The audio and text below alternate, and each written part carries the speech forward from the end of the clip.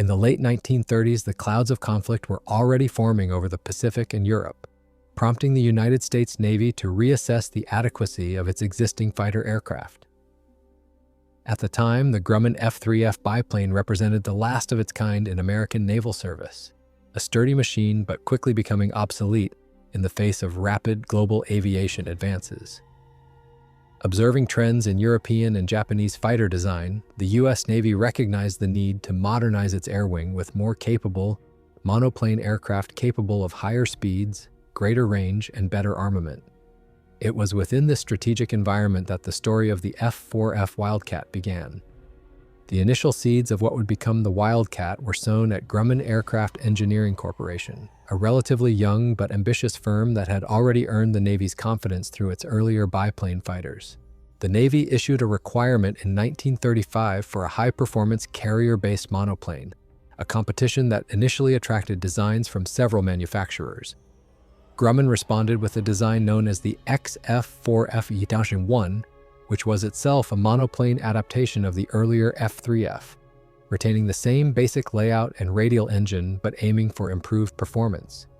However, the XF4F1 was soon rendered obsolete on paper by Brewster's XF2A1, a sleeker, faster design that secured the Navy's interest. Grumman, instead of shelving the idea, immediately returned to the drawing board and initiated a complete redesign. This led to the XF4F2, a much more advanced prototype featuring an enclosed cockpit, retractable landing gear, and improved aerodynamics. Despite these updates, performance trials against Brewster's prototype again favored the competitor. Yet Grumman's design showed potential, particularly in terms of ruggedness and structural integrity. By mid-1937, Grumman began development on a third iteration, the XF4F3. This version featured a more powerful Pratt & Whitney R1830 twin Wasp radial engine and revised wing structure. It was this configuration that would ultimately catch the attention of Navy evaluators. Though the Brewster F2A Buffalo won the initial production contract, concerns began to emerge about its structural weaknesses and reliability in field conditions. Grumman's persistence and engineering refinements positioned the XF4F3 as a viable alternative, and eventually a superior option. The new design addressed a number of tactical concerns. Its thicker skin and reinforced frame provided better survivability in combat, a trait that would become crucial during its wartime service. Moreover, its robust landing gear, which retracted manually into the fuselage by a hand-cranked system, was simpler and more reliable than hydraulic systems used by some contemporaries. These features aligned with the Navy's operational emphasis on durability and ease of maintenance aboard aircraft carriers. As international tensions escalated in the closing years of the decade, the U.S. Navy accelerated its procurement schedules. Grumman's XF4F3 underwent further refinements in response to test pilot feedback and evolving Navy requirements. Engineers focused on optimizing the engine's cooling system, improving the forward visibility from the cockpit, and strengthening the wing spars for dive maneuvers. These changes would be crucial for the aircraft's transition into mass production. By 1939, the Navy began to shift its focus from the Brewster Buffalo to the Grumman F4F3. The decision was influenced by not only performance metrics but also Grumman's proven manufacturing capabilities and reputation for delivering dependable carrier aircraft. When full-scale war erupted in Europe in September 1939, the U.S. Navy finalized contracts for what would become one of its most important fighter aircraft of the early war years. Thus, the F4F Wildcat emerged from a process of iterative design driven by necessity, competition, and operational pragmatism. It was not a revolutionary aircraft in the mold of the Spitfire or the Messerschmitt Bf-109, but it represented a vital step forward in American naval aviation, a tough, adaptable machine tailored for the harsh realities of carrier warfare. In a rapidly changing technological landscape, the Wildcat embodied a design philosophy that valued reliability, survivability, and continuous refinement over sleek innovation. These principles would serve it well in the crucible of Pacific combat. The prototype phase of the F4F Wildcat was characterized by rigorous experimentation, cautious optimism, and a steady refinement of the airframe that would eventually serve across the Pacific theater. Following the acceptance of the XF4F3 as a promising design, Grumman's engineers transitioned to extensive ground and flight testing to bring the concept to operational readiness. The testing period, spanning from 1937 to 1940, proved critical in shaping the Wildcat's structural resilience and combat effectiveness. The XF4F3's first flight occurred on February 12, 1939. Powered by the Pratt & Whitney R1830-76 engine, the prototype quickly demonstrated better speed and climb performance than earlier versions. Its top speed reached over 350 mph, and the service ceiling exceeded 30,000 feet. Figures that, while not leading for the time, were within acceptable margins for carrier-based fighters. During early tests, however, several limitations became apparent. The aircraft's roll rate was sluggish at low speeds, visibility over the nose during landing was limited, and the armament configuration, initially consisting of 4 50-caliber machine guns, required additional harmonization. Engineers responded with iterative changes, adjusting the aileron balance, improving the cockpit canopy design, and reworking the wing structure to accommodate a more stable firing platform. Flight testing also included evaluations under simulated carrier operations. The aircraft's retractable landing gear, operated via a hand crank with 29 full turns, was a distinctive and sometimes criticized feature, but it proved robust and reliable under repeated takeoffs and landings. Its wide stance and strong undercarriage provided better ground handling than many of its contemporaries. Despite initial skepticism from some Navy officials, the Wildcat's ruggedness increasingly won over test pilots and maintenance crews alike. Structural durability tests were a key component of the evaluation process. The Navy subjected the XF4F3 to arrestor hook trials, catapult launches, and repeated arrested landings to assess stress tolerance.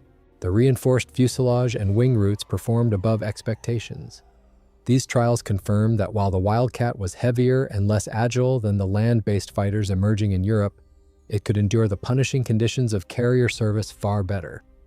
This realization reinforced Grumman's design philosophy, prioritizing combat survivability over raw speed or maneuverability. In parallel, Grumman developed the XF4F4 prototype, which introduced folding wings to increase the number of aircraft that could be stored on aircraft carriers. The stow wing design used a unique backward-folding mechanism pioneered by Grumman and later employed on the more famous F4F Wildcat. This innovation would become vital in the coming years, enabling U.S. Navy carriers to deploy larger air groups without increasing hangar deck size. Though it added weight and slightly reduced performance, the folding wing variant was seen as an operational breakthrough. Testing wasn't confined to U.S. laboratories. By mid-1940, with war already raging in Europe, the British Royal Navy also showed interest in the Wildcat. The British Air Ministry evaluated the aircraft under the name Martlet, assigning it to the Fleet Air Arm as a supplement to its limited carrier fighter inventory. Their evaluations echoed American findings. The Wildcat was reliable, structurally sound, and offered reasonable firepower, though British pilots also noted its control stiffness and limited turning performance at low speeds. The aircraft's adoption by the British added urgency to the production process, as demand now came from both sides of the Atlantic. Another key element of the testing phase was the development of new armament configurations. As aerial combat doctrine evolved, the Navy considered increasing the Wildcat's firepower. The XF4F4 prototype was modified to carry 6 50-caliber Browning machine guns, arranged 3 per wing. While this upgrade offered greater firepower, it also came at the cost of reduced ammunition per gun and additional weight, which slightly affected climb rate and endurance. Nonetheless, this configuration became standard in later production models as the Navy prioritized hitting power in dogfights against more agile adversaries. As testing matured, Grumman refined internal systems such as fuel management, radio communications, and cockpit instrumentation. Engineers incorporated armor plating for the pilot and self-sealing fuel tanks, features that, though they added weight, significantly improved survivability. These components were validated during increasingly aggressive flight simulations, including mock dogfights and high-speed dives. Pilots learned that the Wildcat could sustain damage and still return safely, a quality that became central to its wartime reputation. By the close of 1940, the Wildcat was ready for full-scale production. The F4F3 received formal approval for operational use by the U.S. Navy and Marine Corps, with the first deliveries arriving by early 1941. Training programs began in earnest, introducing carrier squadrons to the aircraft's unique handling characteristics.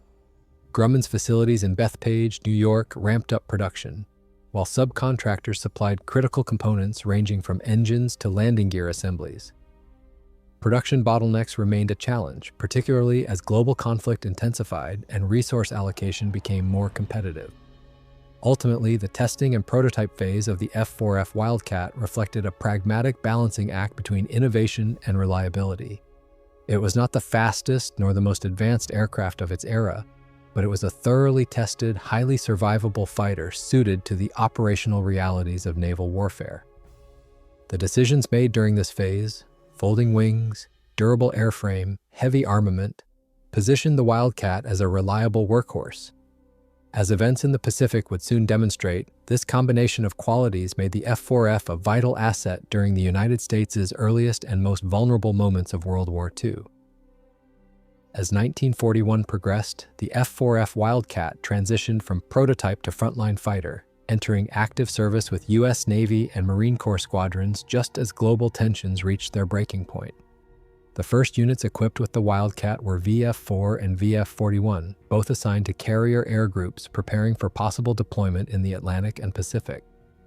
Pilots received their initial orientation through intensive stateside training that emphasized carrier landings, gunnery exercises, and formation flying, all tailored to the Wildcat's unique flight envelope.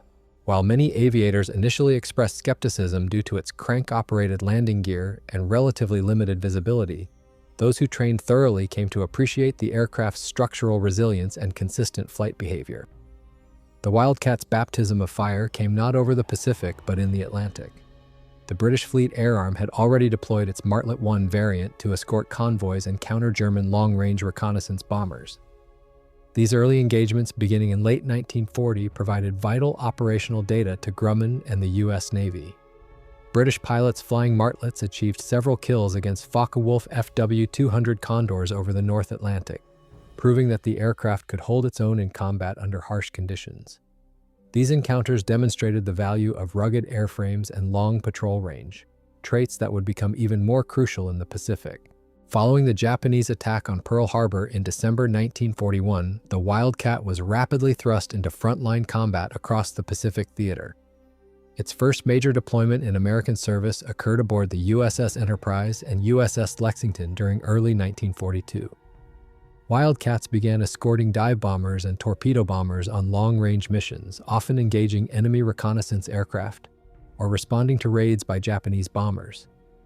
The aircraft's limitations were quickly revealed in dogfights against the Mitsubishi A6M0, a lighter, more agile opponent with superior climb rate and turning radius. However, Wildcat pilots learned to adapt through tactical innovation. The early air battles over Wake Island, Coral Sea, and Midway served as proving grounds for both the aircraft and the tactics needed to offset the Zero's advantages. Wildcat pilots avoided turning engagements, instead favoring diving attacks, boom and zoom maneuvers, and team-based cover formations. The so-called Thatch Weave, developed by Lieutenant Commander John Thack, was one such response. This defensive tactic involved two Wildcats weaving in synchronized, overlapping flight paths to protect each other from attackers. Simple in concept but highly effective, it allowed less maneuverable Wildcats to survive and retaliate even when outflown individually. Pilots quickly came to value the Wildcat's armor protection and ability to absorb damage. Survivability became a hallmark of the aircraft. Unlike the Zero, which lacked self-sealing fuel tanks or cockpit armor, the Wildcat could often take several hits and still return to its carrier or forward base. Many aviators credited the plane with saving their lives, even in missions that ended in tactical failure. The aircraft's relatively short takeoff distance and stability during carrier landings also proved advantageous during high-tempo operations. At Midway in June 1942, Wildcats formed the primary fighter escort for American bombers. Though outnumbered and frequently outperformed by Japanese fighters, their presence helped screen torpedo squadrons during critical moments of the battle. Wildcat losses were heavy, but their sacrifice contributed to the downing of 4 Japanese carriers, turning the tide of the Pacific War. The battle also revealed the importance of coordination between fighters and strike aircraft, prompting the Navy to revise air group compositions and command structures. Throughout 1942 and early 1943, the F4F became the Navy and Marine Corps' principal frontline fighter. It flew from both fleet carriers and smaller escort carriers, which became vital in convoy protection and amphibious operations. In the Solomon Islands campaign, Wildcats flew from hastily constructed airstrips and supported ground troops during battles at Guadalcanal and elsewhere. Operating from rough fields under austere conditions, the Wildcat again demonstrated its durability. Maintenance crews valued its straightforward engine layout and accessible components, which allowed rapid turnaround times even with limited resources. While aerial victories mounted, especially among experienced pilots who learned to exploit the aircraft's strengths, losses remained significant. Attrition rates were high during long-range missions and when squadrons lacked sufficient coordination. Still, the Wildcat gave American forces time to stabilize and recover during the war's critical first year. It was the stopgap fighter that held the line while more advanced designs such as the F4F Wildcat were still in development. The Wildcat's role extended beyond U.S. forces. As Lend-Lease agreements expanded, additional units were delivered to British and Commonwealth forces. Martlet variants flew in defense of Malta, participated in Operation Torch during the North African campaign, and served aboard Royal Navy escort carriers across the Atlantic. In these operations, the aircraft proved effective against German bombers and maritime patrol planes, further reinforcing its reputation as a versatile, dependable naval fighter. By mid-1943, the arrival of newer aircraft began to eclipse the F4F in frontline carrier service, but it remained vital to secondary theaters and escort carrier operations. Its combat legacy was already established. The Wildcat had borne the brunt of the Pacific's most punishing early battles, providing vital air cover during the darkest hours of the war. Though never the fastest or most agile, its resilience, adaptability, and strategic presence ensured it would be remembered as more than just a stopgap. It was the backbone of naval air defense during the first critical phase of America's war in the Pacific. As the Pacific War intensified through 1943 and into 1944, the F4F Wildcat remained a critical asset, particularly in theaters where its specific strengths could still be brought to bear. Though no longer the Navy's premier frontline fighter by this time, having been gradually replaced on fleet carriers by the newer and more powerful F4F Wildcat, the Wildcat nevertheless found renewed utility in roles that suited its design characteristics. Its rugged construction, compact size, and compatibility with smaller escort carriers made it the ideal fighter for operations that demanded reliability over cutting-edge performance. In this capacity, the Wildcat continued to fight in some of the most demanding and strategically vital battles of the war. One of the primary missions of the Wildcat during this period was providing air cover for amphibious landings. The aircraft flew from escort carriers, CVEs, that accompanied invasion fleets, supporting landings in the Solomon Islands, Gilbert and Marshall Islands, and later during the massive campaigns across the Marianas and the Philippines. While fleet carriers launched Hellcats and Corsairs to achieve air superiority, it was the Wildcat that frequently flew close support, combat air patrols, and convoy defense missions from the smaller, slower CVEs. These missions were no less dangerous. Wildcat pilots had to operate under tight constraints, short carrier decks, limited fuel capacity, and minimal defensive armament on the ships themselves. The aircraft often engaged in low-altitude patrols to intercept Japanese torpedo bombers and dive bombers threatening vulnerable landing craft or transports. Its 6 50 caliber machine guns, though by now standard armament, were sufficient to bring down most lightly protected enemy aircraft. In many instances, Wildcats were responsible for saving entire convoys or troop landings from devastating attacks. A prime example of this came during the Battle of the Philippine Sea in June 1944. While much attention focused on the Great Marianas Turkey Shoot, where fleet-based Hellcats decimated Japanese carrier air wings, escort carrier-based Wildcats played a key supporting role in maintaining air cover for the landing zones and supply fleets. They engaged enemy reconnaissance planes, deterred low-level attacks, and ensured that the logistical lifeline to the front remained unbroken.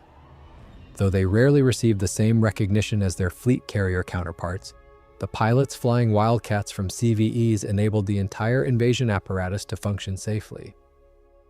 As the campaign in the Pacific moved closer to Japan, the threat from kamikaze attacks increased.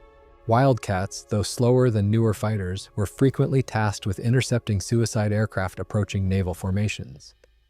Their effectiveness in this role came from disciplined tactics and coordinated air defense networks, which allowed them to engage early and force attackers into evasive maneuvers that disrupted attack runs. While they couldn't always prevent damage, their presence greatly reduced the kamikaze threat and bought time for gunners and fleet defenses to react. On the tactical level, the Wildcat's performance was shaped by its inherent strengths and limitations. It remained a stable gun platform with excellent dive characteristics and could operate from small, rough airstrips or short carrier decks. However, its climb rate and acceleration were limited compared to more modern aircraft. Wildcat pilots had to be methodical and tactically aware, avoiding situations that exposed these vulnerabilities. Success often depended more on pilot skill and teamwork than on the aircraft's raw capabilities. The Wildcat also continued to evolve during this phase. The FM-1 and FM-2 variants, produced under license by General Motors' Eastern Aircraft Division, became the mainstay of Wildcat production from late 1942 onward. The FM-2 in particular featured a more powerful Wright R-1820-56 engine, a lighter airframe, and improved flight controls. These changes significantly enhanced its climb performance and handling, making it more competitive in interception roles. The FM-2 would go on to be the most produced Wildcat variant, serving well into 1945. The aircraft's adaptability extended to missions beyond air superiority. In several campaigns, Wildcats were used for ground attack missions against enemy fortifications, supply dumps, and troop concentrations. Though lacking the bomb load of dedicated dive bombers, they could carry light bombs or rockets under the wings. This versatility allowed small carrier groups to conduct both defensive and offensive operations without relying entirely on other airframes. By the end of 1944, the Wildcat had carved out a niche in the evolving structure of U.S. naval aviation. While its time as a frontline dogfighter had passed, it remained essential to operations requiring compact, reliable fighters with proven combat durability. In this role, it contributed significantly to the Navy's strategy of maintaining continuous air cover and flexible force projection across thousands of miles of contested ocean.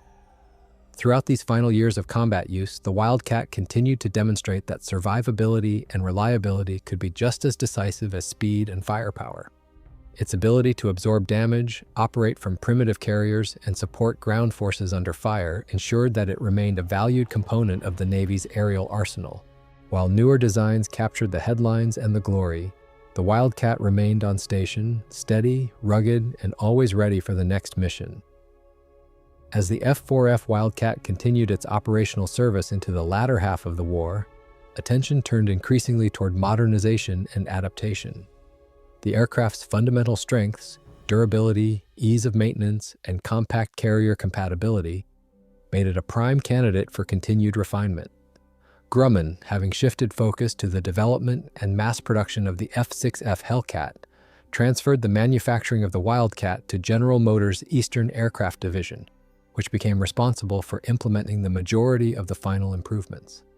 This transfer marked the beginning of a new phase in the Wildcat's technological evolution, one that saw multiple variants emerge to meet the increasingly specialized demands of naval warfare. The first major variant under General Motors was the FM-1, a near-direct copy of the earlier F4F-4. It retained the folding wings and 6 50-caliber Browning machine guns, although some FM-1s reverted to a 4-gun layout to improve ammunition capacity and reduce weight. The FM-1 was intended primarily for use from escort carriers, and production reached over 1,000 units by 1943. These aircraft filled an urgent need for capable fighters on the expanding fleet of CVEs tasked with convoy protection, amphibious support, and anti-submarine patrols in both the Atlantic and Pacific. However, the most significant evolution came with the FM-2.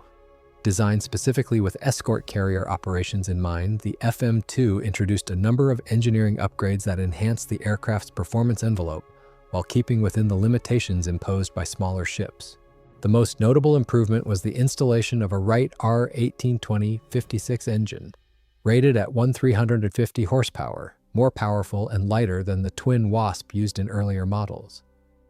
This change, combined with weight reductions in the airframe and the reintroduction of the 4-gun armament, yielded better climb rate and acceleration. two areas where earlier Wildcats had struggled. The FM2 also featured an enlarged vertical stabilizer to counteract the torque produced by the new engine, improving directional stability during takeoff and combat maneuvers. Further changes included strengthened landing gear, updated radio equipment, and reinforced wing structures to carry bombs or rocket projectiles. These upgrades allowed the FM2 to function effectively as a multi-role aircraft, providing not only fighter cover but also direct air support in amphibious landings. Beyond the American variants, several export versions of the Wildcat contributed to its international legacy. British Martlet variants were adapted to meet Royal Navy requirements, including instrumentation adjustments for British standards and compatibility with their carrier systems. The Martlet Y, based on the G-36A export model, was the first American aircraft to score an aerial victory in British service, shooting down a German Ju-88 bomber over the Scapa Flow anchorage in December 1940. Later versions, such as the Martlet 4 and V, corresponding roughly to the FM1 and FM2, saw widespread use on British escort carriers during convoy escort missions and the invasion of North Africa. France, too, had placed orders for the Wildcat prior to the fall of France in 1940, although these units were diverted to Britain after the French collapse. Other Allied nations, including Canada and New Zealand, operated small numbers of Wildcats in either combat or training roles, contributing to the aircraft's widespread wartime footprint. The design's inherent adaptability allowed it to be quickly integrated into various naval doctrines with minimal modification, further emphasizing its practicality. While the Wildcat never saw specialized roles on the scale of other aircraft types, its platform did support several limited-use variants and experimental configurations.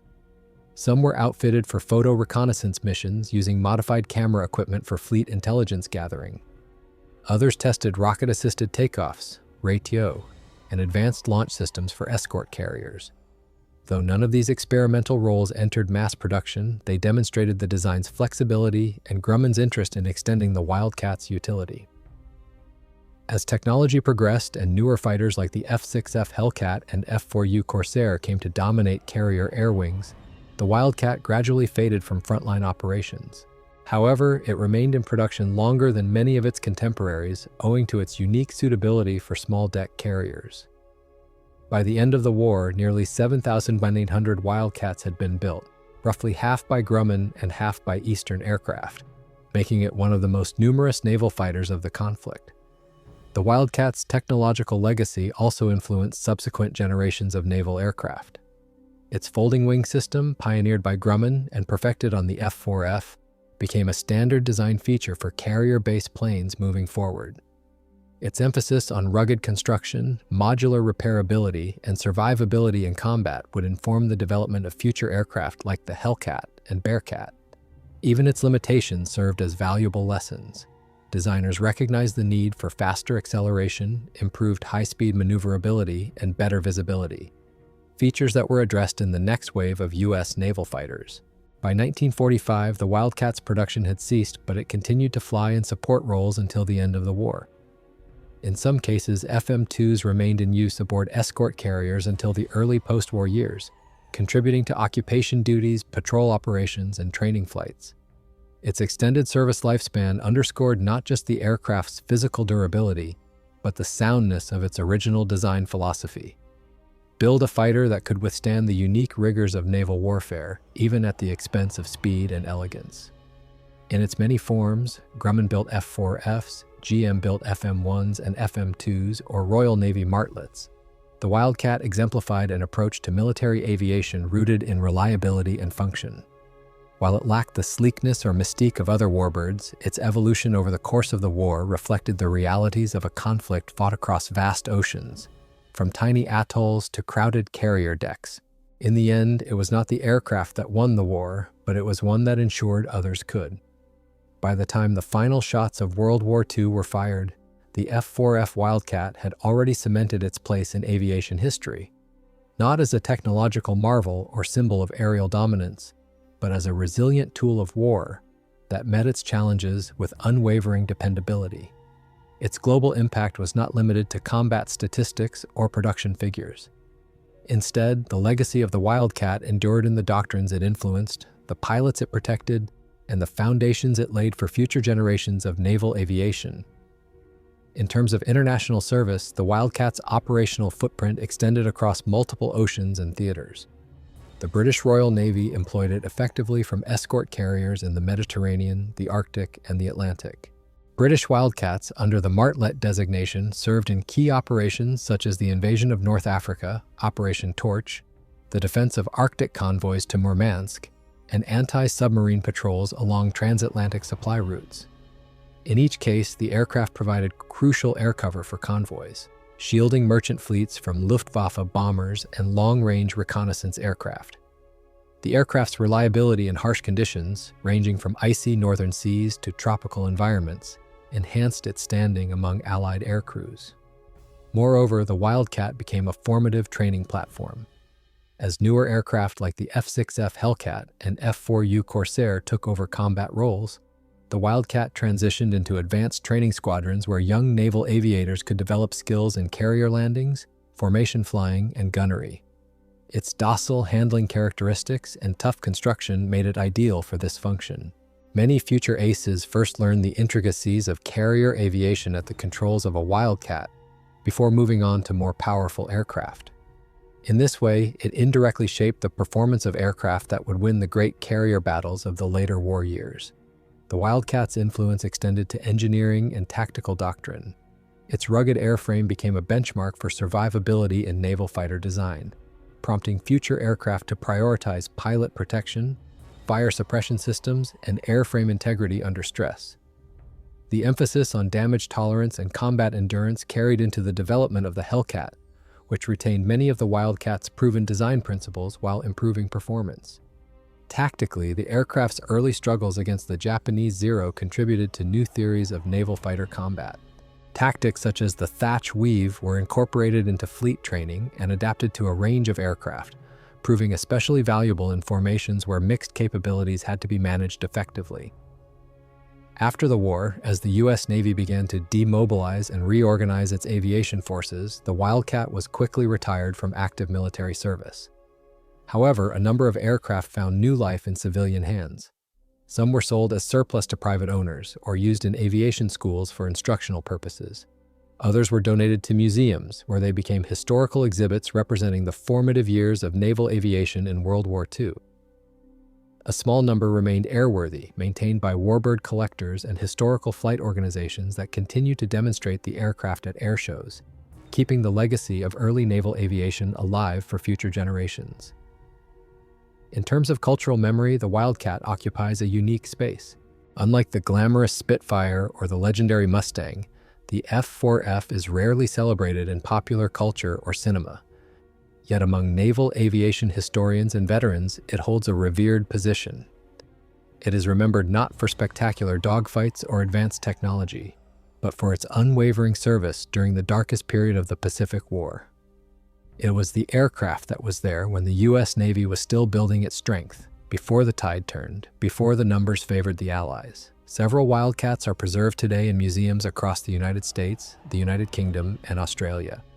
Notable examples include those displayed at the Smithsonian's National Air and Space Museum, the USS Midway Museum in San Diego, and the Fleet Air Arm Museum in Yeovil-Tun. These aircraft are carefully restored to their wartime configuration, often bearing the markings of squadrons that flew in critical engagements such as Coral Sea, Midway, and Guadalcanal. In these static displays, the Wildcat continues to tell its story, not through speed records or kill counts, but through the quiet testimony of service under fire. In the broader evolution of naval aviation, the Wildcat represents a pivotal transitional form, a bridge between the biplane fighters of the 1930s and the sleek, high-performance warbirds that would dominate the final years of the war. It embodied a set of core principles: simplicity, resilience, functionality, that defined American carrier aviation doctrine during its most formative years. These values would carry through to later aircraft and remain embedded in the DNA of U.S. Navy fighter development well into the jet age. Ultimately, the F4F Wildcat's legacy is one of necessity met with resolve. In a war where industrial output, logistics, and adaptability often mattered as much as individual performance, the Wildcat served its purpose with quiet effectiveness. It may not have dazzled the world with its silhouette or broken speed records in aerial duels, but it did what it was designed to do: protect ships, escort bombers, hold the line, and return home. And in the crucible of total war, those were the qualities that truly mattered. Though the F4F Wildcat's service history has been well documented in official records and major campaigns, there exists a lesser-known body of operational use, experimentation, and unusual assignments that offer deeper insight into the aircraft's versatility and enduring relevance. These unseen chapters, as ranging from clandestine trials to forgotten deployments, highlight how the Wildcat's utility extended well beyond conventional carrier combat roles. In many respects, these episodes enrich its legacy, revealing the broader institutional trust it earned during a time of global crisis. One of the most overlooked uses of the Wildcat involved its integration into early remote control aircraft programs. By late 1944, the U.S. Navy and Army Air Forces were exploring the use of unmanned aircraft for high-risk missions such as drone bombers or guided target practice platforms. Decommissioned or damaged Wildcats, many of which were no longer fit for combat duty but retained structural integrity, were modified with radio control systems and used as target drones. These aircraft, known in some cases as PQ Wildcat, were flown remotely from nearby aircraft or ground stations to simulate enemy fighters or incoming kamikaze attacks. Though rudimentary by today's standards, these experiments contributed directly to the early development of drone warfare, and the Wildcat served as a foundational testbed due to its forgiving flight characteristics and mechanical reliability. Beyond the realm of automation, Wildcats were also employed in various experimental weapons trials. At naval test facilities in places such as Naval Air Station Patuxent River and the Grumman Proving Grounds, modified Wildcats were used to test new gun harmonization techniques, external stores configurations, and rocket firing systems. Several FM-2 variants were equipped with high-velocity aircraft rockets, HVARs, for trials against armored naval targets and simulated bunkers.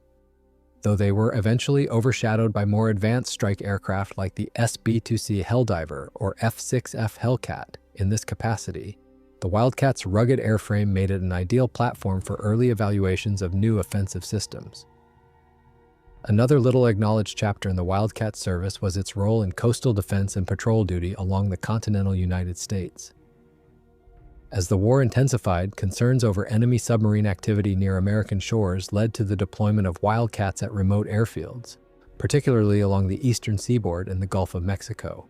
There, Wildcats flew anti-submarine patrols, convoy escort routes, and quick-response interception missions. Although combat engagements were rare, the constant patrol presence contributed to national security and provided valuable flight time for training and readiness.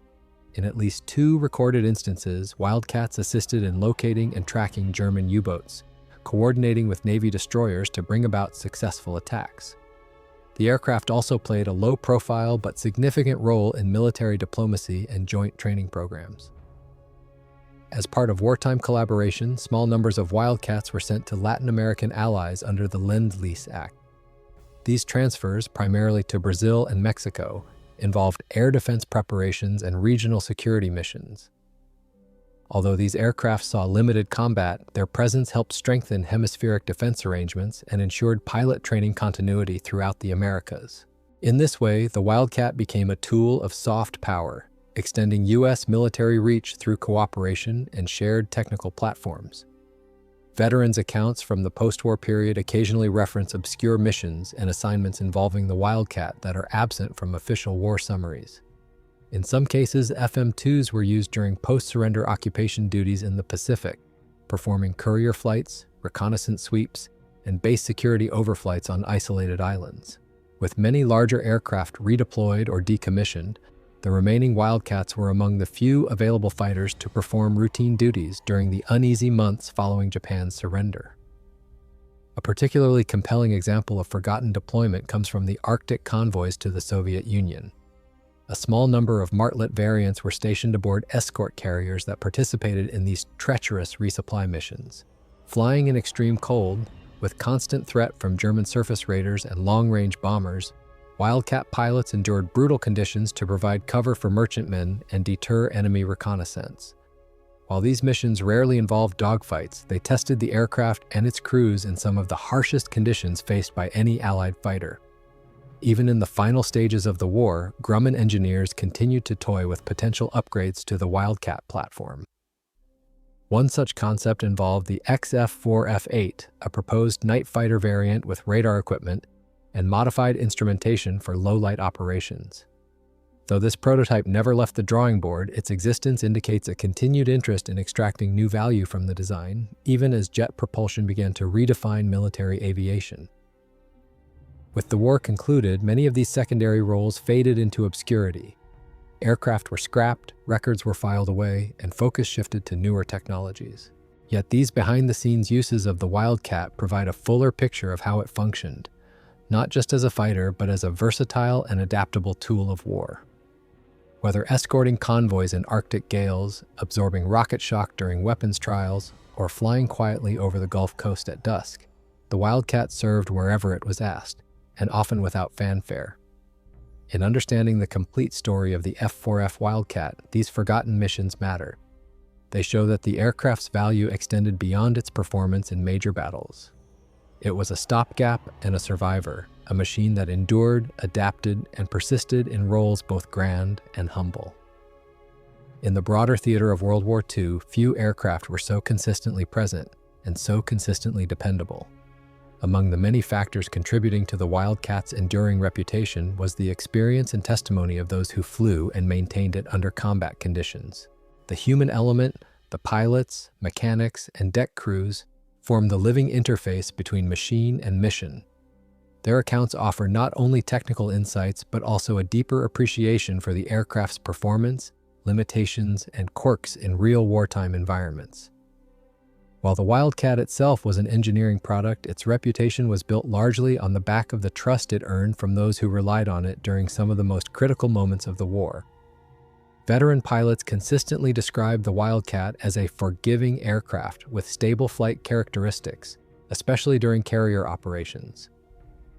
While its cockpit visibility and slow climb rate were common points of criticism, aviators quickly learned to manage its quirks in exchange for something less tangible but far more valuable: survivability.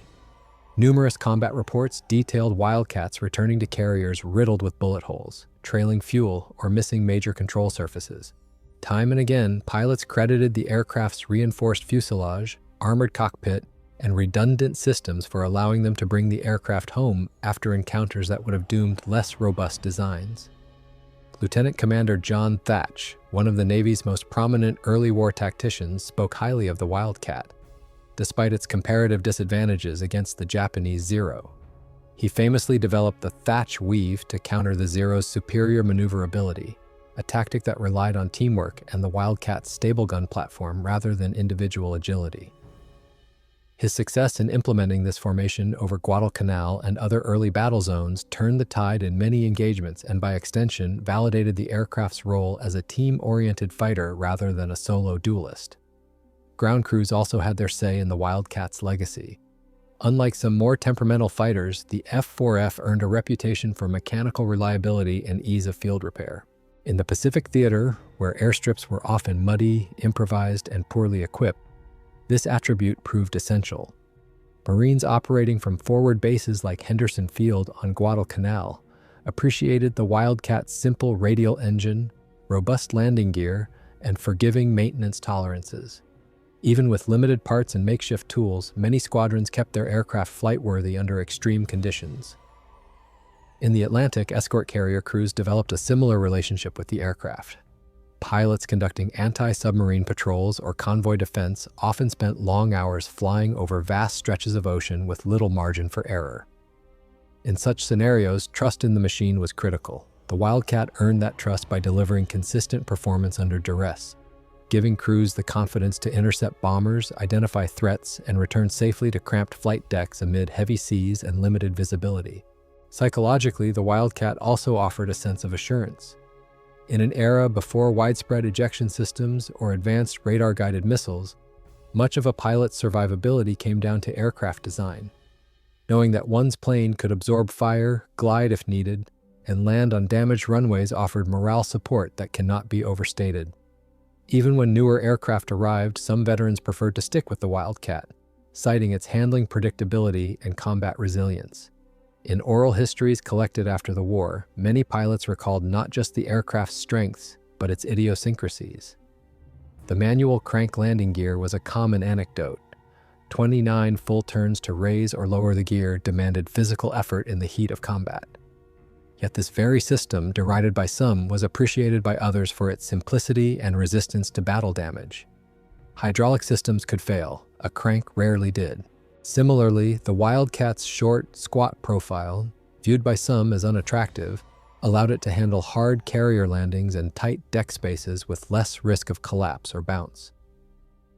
One Marine pilot, reflecting on Guadalcanal, recounted a mission where his Wildcat took multiple hits during a defensive sortie over the jungle perimeter. The aircraft lost oil pressure and the engine began to sputter, but he managed to coax it back to Henderson Field. Upon landing, the mechanics found a nearly severed oil line and extensive damage to one wing. The pilot walked away uninjured. "It wasn't pretty," he said, "but it held together, and that was enough." Beyond combat, the Wildcat became embedded in the post-war memory of naval aviation as a symbol of persistence. Its silhouette, often overshadowed by the sleeker lines of the Corsair or Hellcat, remained a fixture in training posters, technical manuals, and squadron insignias well into the 1950s.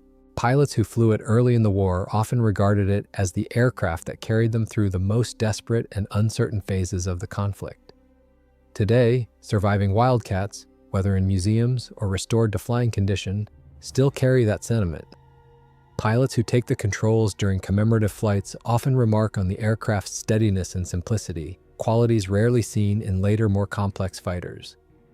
The feedback loop of trust, engineers building for survivability, pilots flying with confidence, and crews maintaining with care, created a bond that extended well beyond specifications or schematics.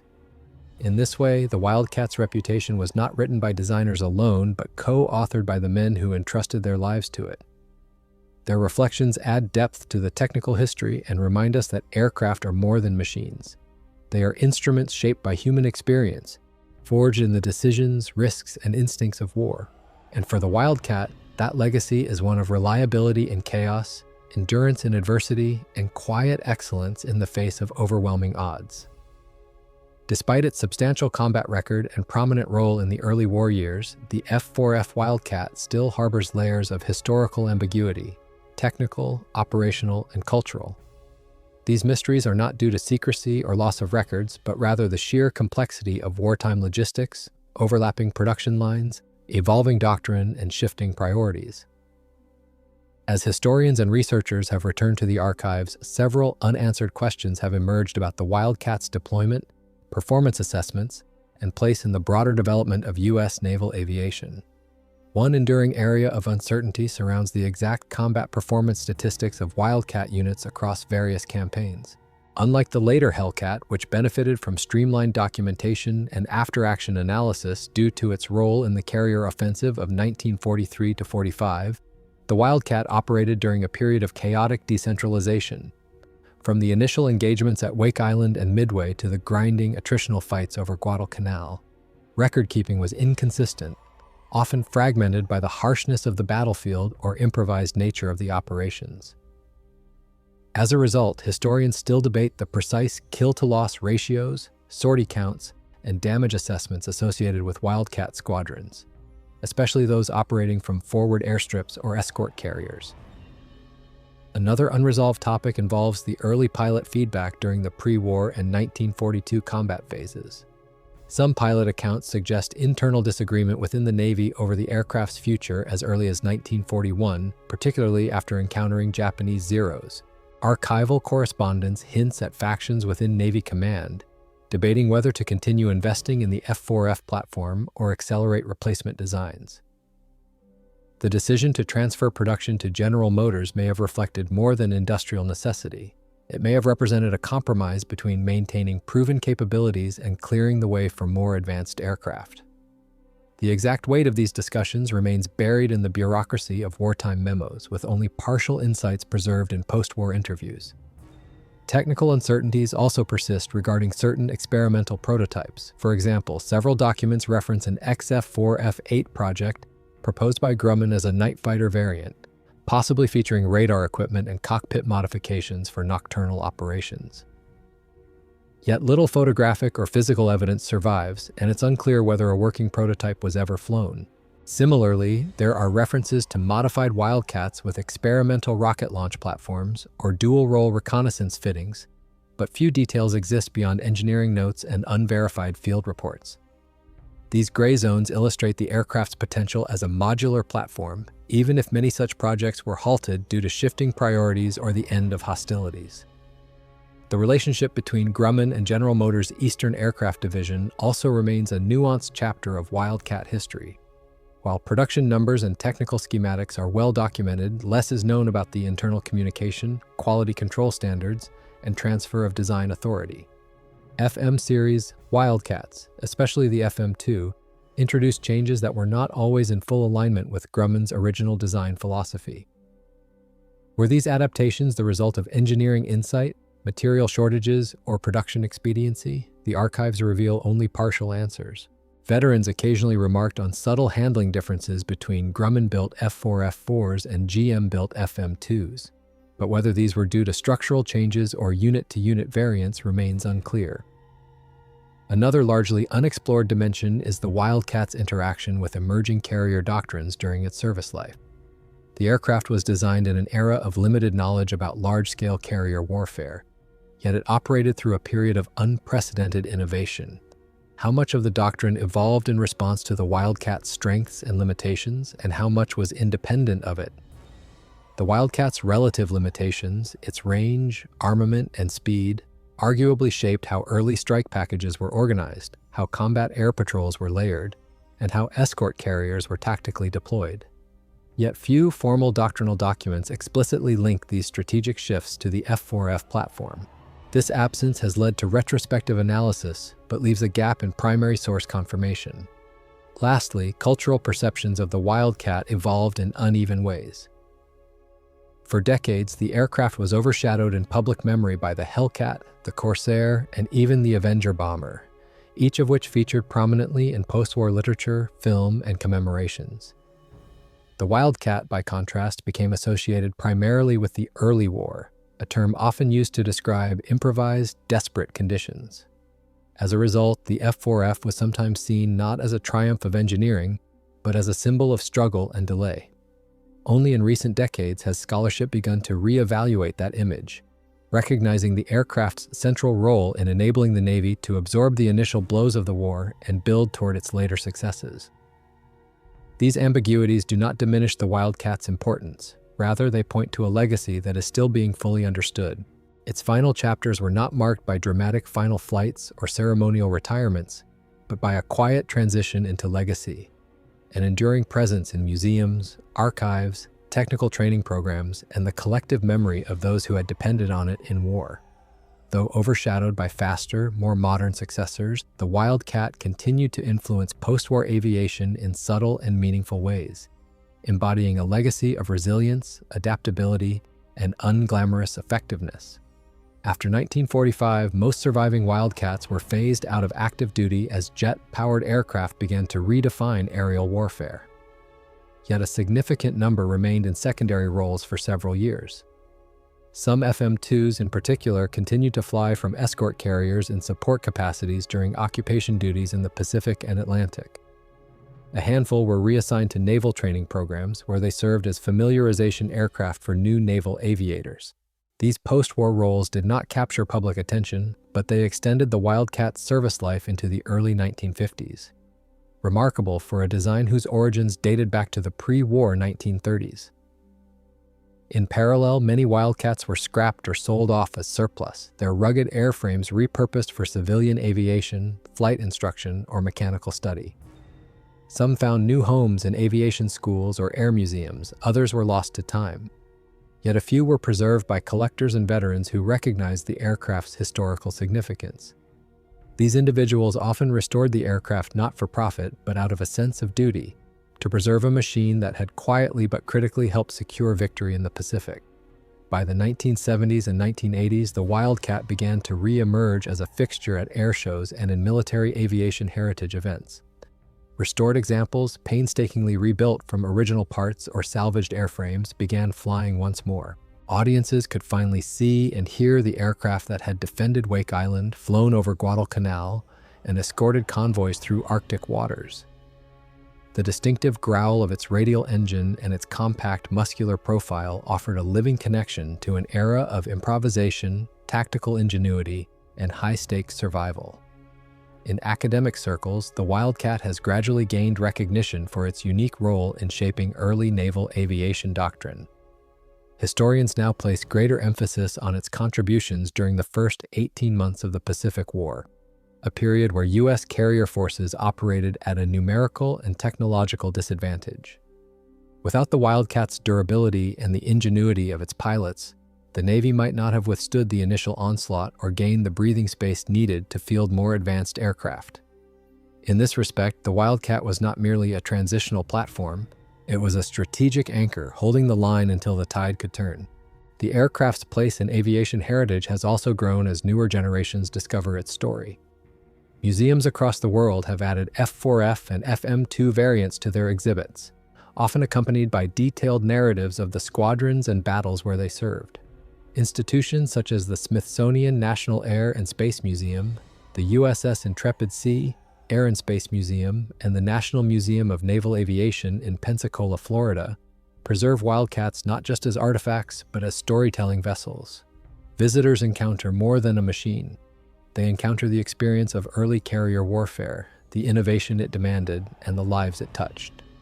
Technologically, the Wildcat's legacy endures in the design philosophies of naval aviation. Its emphasis on structural strength, ease of maintenance, and damage tolerance carried forward into the Hellcat, Bearcat, and even early jet designs like the F9F Panther. The folding wing mechanism pioneered by Grumman engineers on the F4F became a standard feature of U.S. carrier aircraft for decades. Its influence is visible not in bold design revolutions, but in the quiet continuity of proven ideas adapted for new challenges. Culturally, the Wildcat has inspired books, documentaries, and commemorative projects. First-hand memoirs from pilots who flew it have helped humanize the technical legacy with accounts of courage, fear, improvisation, and determination. Stories of harrowing landings, aerial ambushes, and miraculous returns have become part of the oral history of the war. In many ways, the Wildcat serves as a counterbalance to the glamorized image of fighter aces. It reminds us that most victories were not won by superweapons or elite pilots alone, but by ordinary aviators flying dependable machines in extraordinarily difficult circumstances. In its final role, as symbol, the Wildcat represents more than just an aircraft. It represents the transitional moment when the U.S. Navy transformed itself from a coastal defense force into a global power projection arm. It embodies the principles of perseverance over perfection, of building reliable tools in the face of uncertainty, and of achieving effectiveness not through technological supremacy alone, but through intelligent design, brave execution, and relentless adaptation. The F4F Wildcat never claimed the skies through superior speed or elegant design.